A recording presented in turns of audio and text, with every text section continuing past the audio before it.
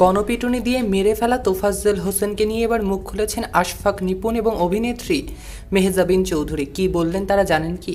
ঢাকা বিশ্ববিদ্যালয়ের ফজলুল হক মুসলিম হলে তোফাজ্জল হোসেন নামে এক যুবককে পিটিয়ে হত্যার ঘটনায় দেশজুড়ে তোলপাড় সৃষ্টি হয়েছে। এই ঘটনায় ফেসবুকে দীর্ঘ আগে স্ট্যাটাস দিয়েছে মহানগর খ্যাত নির্মাতা আশফাক নিপুণ।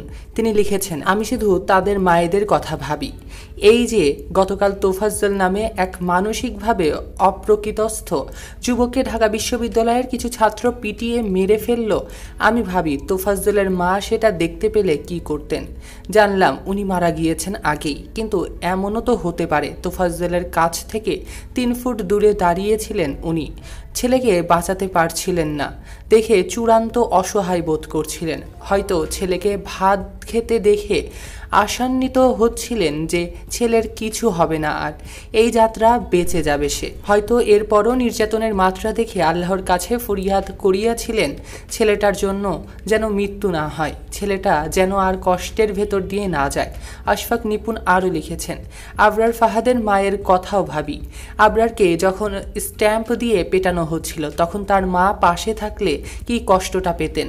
বিশ্বজাতির মায়েদের কথাই আমি ভাবি, তারা কিভাবে তাদের এই সন্তানের বেদনা মেনে নিচ্ছে। তিনি লিখেছেন, আমি শুধু সেই সব মায়েদের কথা ভাবি যারা 9 মাস গর্ভে ধারণ করা থেকে সন্তান জন্ম দিয়ে তার পুরোটা জীবন সেই সন্তানকে লালন পালন করে, বড় করে একদিন জানতে পারেন তার ছেলেকে বা মেয়েকে কেউ মেরে ফেলেছে।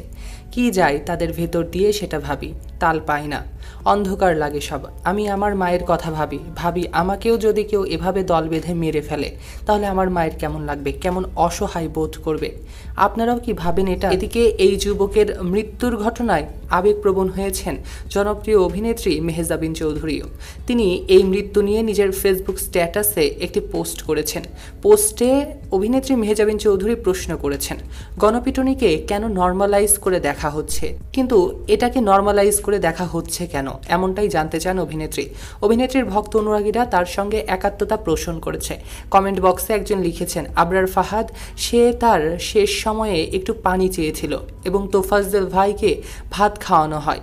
দুটো ঘটনা একই রকম মনে হয় আমার।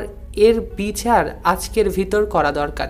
কে মেধাবী কে ঢাবি ছাত্র এইসব এখন আর দেখার সময় না, বিচার করতে হবে, মানে করতেই হবে।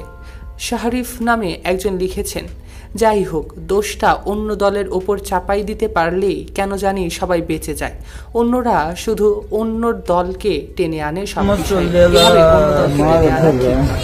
আপনাদের কি মতামত কমেন্টে জানান। সৈকত আহমেদ নূর, সেলিব্রিটি লাইফলাইন।